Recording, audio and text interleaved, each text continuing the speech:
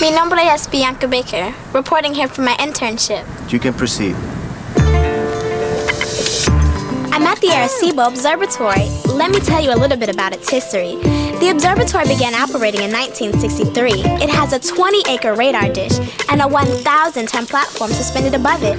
I'm going on a tour later. Do you want to come along?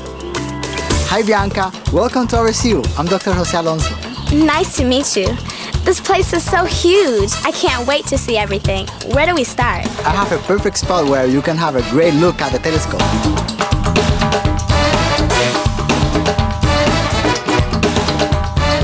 Wow, this is amazing. I can't believe I'm 550 feet above the dish. But I have a question. Is a regular telescope like a radio telescope? The difference is that regular telescope gather light and radio telescope gather radio waves. Where do the signals come from? Most objects in the universe, like galaxies, pulsars, quasars, they emit radio waves. How does the radio telescope work? Radio signals, which are coming from the sky, they will be reflected from the very large reflector underneath.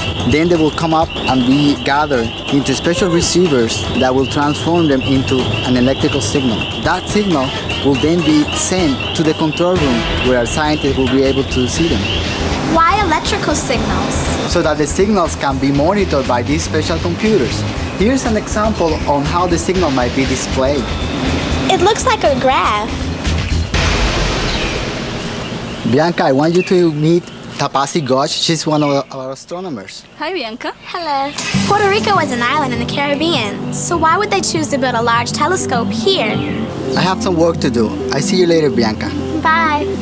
Do you know we can fit 16 football fields in this area? 16 football fields. They had to find a huge sinkhole to put it in. Also, do you think you can move a 1,000-foot telescope around? I wouldn't even want to try. We knew we couldn't move such a large telescope, so it had to be put in a place where it points in the right direction. Where does it need to point? It points upwards, but one of the main purposes of this telescope is to observe planets, and from near the equator, you can observe them across the sky for a long time. I understand now, but where are we going next? I'm going to take you under the dish, and then we come back to the control room. I can't believe they were underneath the telescope, but I can see the sky through it. Why are there holes in the dish? Don't the holes let the radio waves leak through? No, it's like bouncing a ball off a tennis racket. If the ball were smaller, then it will go through the hole. Likewise, radio signal, being of longer wavelength, bounces off the dish, but optical signal won't. That's right. We learned about the wavelength of light in the case of the mysterious red light. Bianca, let me take you to the control room now. You will meet our director, and he's going to tell you about alien research. Hi, Bianca.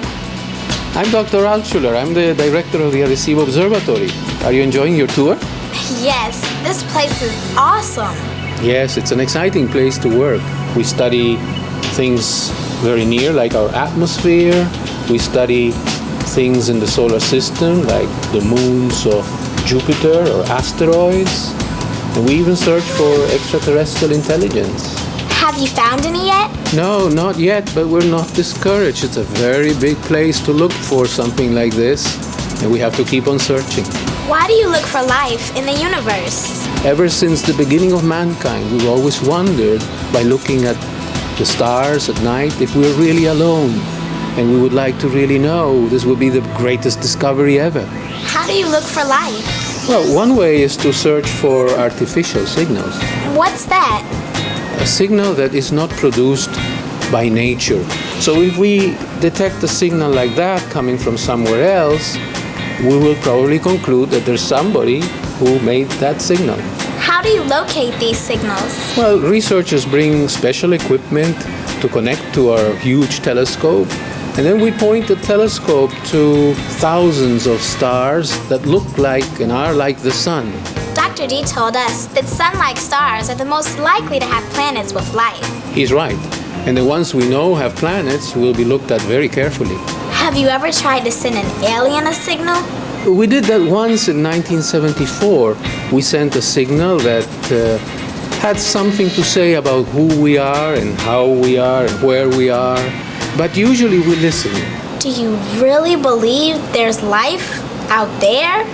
It's such a large universe, so many stars, many with planets. It would be difficult to think that we're just all alone in this big place. What would you do if you were contacted by other intelligent life? It would be the greatest discovery ever. But before we go out and announce it to the world, we would have to confirm and make sure that it is real, that we didn't make a mistake, and probably ask other observatories to look also and see that it is true.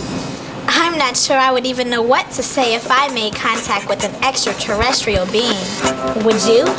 If we ever make contact here with an extraterrestrial intelligence, Bianca, we'll call you. Thank you.